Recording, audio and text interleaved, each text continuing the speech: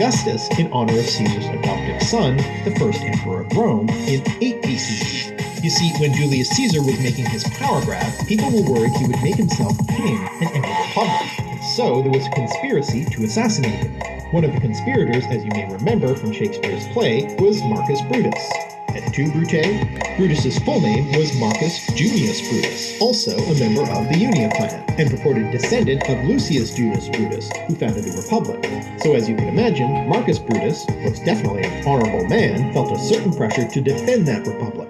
The Julius of Julius Caesar is another of those clan names, the gens Julia, and it was probably a contraction of Old Latin Joilios, pertaining to or descended from Jove, Jove being another form of the name Jupiter. Jove goes back to that same root dieu, to shine, which has a number of derivatives in various Indo-European languages that mean either sky or god, such as Latin deus, god, and Greek Zeus, suggesting the existence of an Indo-European god, Deus, who would have been the father of the dawn goddess Hausos. Jupiter is derived from a vocative compound, Deus Pater, meaning something like, O Father Jove. Augustus was actually an honorific given to the first emperor, who was born Gaius Octavius Thurinus, meaning august or venerable, and either comes from Latin augura, to increase, from the Proto-Indo-European root aug, to increase, also the source of augment, and wax, as in a waxing moon, or might be related to augur, as in augury, fortune-telling through birds, which itself might come from the root aug, or might come from the root aui, bird, also the source of the words aviary and egg. For the English, it was Weod literally weed month, though more broadly and accurately plant month, because as Bede tells us, they grow more abundantly in that month. Now, as we've already said, September through December are just numbered months. According to Bede, September was called Halimonath, holy month, but it is also called Harvestmonath, harvest month, according to another early English writer, Alfrich. October was called Winterfyleth, literally winterful, because as Bede explains, winter begins on the full moon of that month. November is called Blotmonath, meaning sacrifice month or blood month, because cattle were to be slaughtered and sacrificed to the gods then. And if you want to know more about that and the names of the seasons, you can check out our video on the word feast. And finally, as we've already seen, December is part of Yolamonath. Moving down from the month, we have the week, which roughly represents the 4 phases of the moon. Another numerical reason for the 7-day week is perhaps the fact that the year breaks down into 52 weeks plus 1 day. The word for week in European languages is usually related to the number 7, as in Greek hebdomos and Latin septimana, from septem, from which comes French semaine and Spanish semana. The English word week, on the other hand, is a Germanic-derived word from Old English wuku, ultimately from Proto-Indo-European wake to bend or wind, which also gives us the other word week, probably in the sense of turning or succession, though there's no clear evidence that it referred to a period of 7 days in Germanic culture until after the influence of the Roman week. The Romans themselves didn't originally have a week in their calendar system. As we've seen, it was really organized by counting back from the various name days, though they did have an 8-day market cycle. We have to go back to Babylonian astrology to really understand where the weekday names come from. You see, the Babylonians associated the planets visible to the naked eye, since there were no telescopes back then, with the gods. And this may have inspired the Hellenistic Greek astrologers. Some of them even seem to line up in syncretic associations, with the chief Babylonian god Marduk associated with the planet Jupiter, and the goddess of love, beauty, and sex, Ishtar, whom we've already seen connected with Aphrodite, associated with the planet Venus. For the Hellenistic astrologers, there were 7 planets, since they included the moon and sun, which moved across the sky relative to the fixed stars. And eventually, these 7 classical planets became associated with the 7 days of the week, which were eventually adopted by the Romans from Hellenistic Greece, and called Dies Solis, day of the sun, or Sunday, Dies Lunae, day of the moon, or Monday, Dies Martis, day of Mars, or Tuesday, Dies Mercurii, day of Mercury, or Wednesday, Dies Jovis, day of Jove, or Thursday, Dies Veneris, day of Venus, or Friday, and Dies Saturni, day of Saturn, or Saturday. But why this order? Well, the order that they placed the planets in terms of distance from the sun, was based on their apparent speed moving across the sky. So in order of slowest to fastest, Saturn, Jupiter, Mars, Sun, Venus, Mercury, Moon, called the Chaldean order. But that's not the order of the days of the week. The answer lies not in assigning the planets to the days of the week directly, but in assigning them to the hours of the day, called planetary hours, in which each planet/god had power over that hour. And there's some evidence to suggest that the Hellenistic astronomers got this idea from the Babylonians as well. If you start with Saturn on the first hour of the first day and cycle through all the 7 planets in the Chaldean order, then start over with Saturn on the 8th hour, and so on, and then continue that pattern hour by hour over the 7 days of the week, each day will begin with a different planet in the order of the days of the week, as we've just seen in the Latin names. Now let's look at the etymology of each day specifically.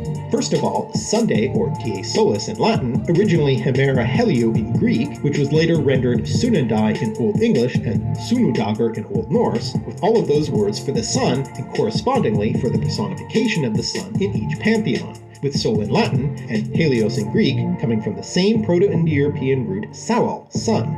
The word helium, by the way, comes from that Greek word because the element helium was first detected in the sun through spectroscopic observation of a solar eclipse. Now you might assume that the words for day are all related too, but surprisingly not. First of all, Greek hemera, from which we get the English word ephemeral, comes from the Proto-Indo-European root amer, day, whereas English day, from Old English die, comes from an unrelated root, probably og, day, though the initial d in the Germanic forms is hard to account for, or degua, to burn, warm, which we've already seen as possibly lying behind the month name February. And though the Latin dies looks superficially similar to English day, it actually comes from that root dieu, meaning to shine. Now in Romance languages derived from Latin, that original name connected to the sun was replaced with forms derived from Latin dies domini, day of the Lord, so domingo in Spanish and dimanche in French. From Monday, or monadai in Old English and monadagur in Old Norse, we've already seen that moon, as well as month, come from me, meaning measure. Latin luna, from which we get lunar, comes from the Proto-Indo-European root leuk, light or brightness, also the source of light, illuminate, and lucid. And from Latin dies lunae come French lundi and Spanish lunes. And Greek selene, moon, is related to selas, light, from the root swell, to shine, burn, also the source of English sultry and swelter. The Roman goddess Luna, by the way, was said to be the sister of the sun god Sol and the dawn goddess Aurora, who also, as we've seen, might be related to the Germanic goddess Eostra. Now things start to get particularly interesting with Tuesday, which is Dies Martis, or Day of Mars in Latin, which leads to French mardi and Spanish martes. The Greek equivalent, of course, is Hemera Areos, or Day of Ares, the Greek god of war, whose name comes from the Greek word are, bane, ruin, curse, perhaps from Proto-Indo-European aes, which seems to mean to move rapidly, and is found in words denoting passion, also leading to such words as ire, iron, and estrogen. Through the process of Interpretatio Germanica, the Roman war god became associated with the Germanic war god Tiwaz, who becomes Tyr in Old Norse and Q in Old English, thus producing the weekday names Tisdagar in Old Norse and Tuesday in Old English, leading to modern English Tuesday. Interestingly, though, Tiwaz was not originally a god of war, but instead descends from the Proto-Indo-European god Deus, who also lies behind Zeus and Jupiter. Tiwaz may originally have been a more prominent god in the Germanic pantheon, but his role seems to have been usurped somewhere along the line by the god Odin, who is the subject of our next day of the week. Wednesday, from Old English Wodnesday, is named after the Germanic god Woden, more famously known by the Old Norse form of his name, Odin, hence Old Norse Odhinsdagur. This is a syncretic rendering of Latin Dies Mercurii, Day of Mercury, which becomes French Mercredi and Spanish Miércoles. But what's the point of comparison between the chief Norse god and Mercury, the Roman equivalent of Hermes, the Greek messenger god? Well, one of Hermes' responsibilities was to guide the souls of the dead to the afterlife, a position called a psychopomp. Odin, too, is associated with the dead, playing host in Valhalla in the afterlife to warriors who died in battle.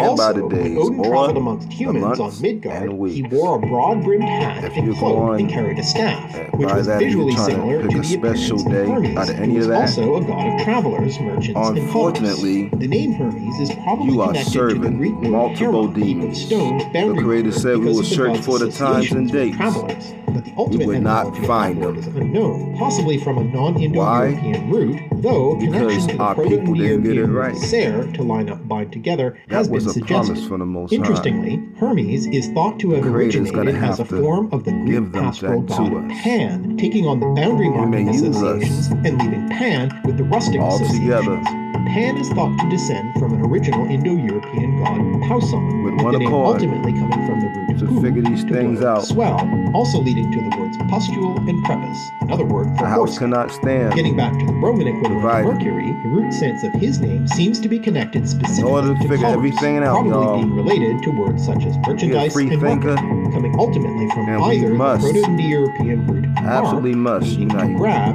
or to an Etruscan root referring to aspects of commerce, though another possible connection might be to the Proto-Indo-European root merg, meaning boundary, border, which also gives us the word margin and mark as in a boundary mark. Odin's name, however, demonstrates a rather different association, being related to Old Norse Other, mad, fanatic, furious, and coming ultimately from the Proto-Indo-European root wet, meaning blow, inspire, spiritually arouse, which also gives us the words fan and atmosphere. Thursday, Thunrisdag in Old English and Thorsdagur in Old Norse, is named after the Germanic thunder god Thor, and it's not hard to see the connection between Thor and the Roman and Greek gods Jupiter and Zeus, as they are all associated with lightning. Latin dies Jovis, day of Jove, became French jeudi and Spanish jueves.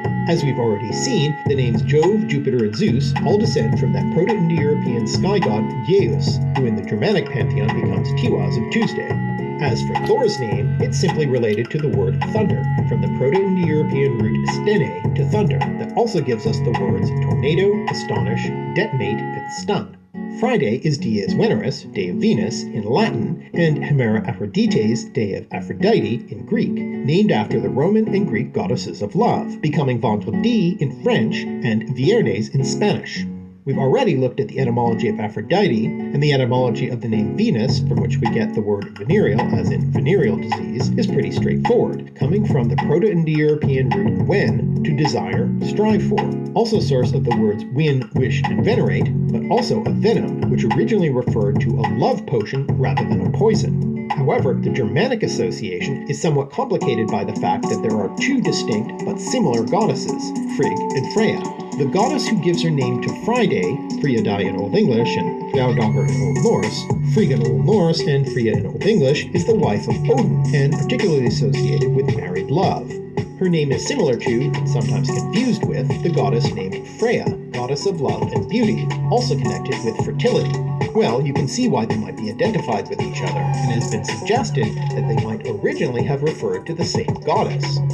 Interestingly, the name Freya, only attested in Scandinavian sources, comes from a Proto-Germanic root that means lady, a root that also leads to modern German Frau, ultimately from the Proto-Indo-European root per, meaning forward, whereas Frigg goes back to the Proto-Indo-European root pri, that means to love, also giving us the words friend, free, and afraid, which means literally out of peace.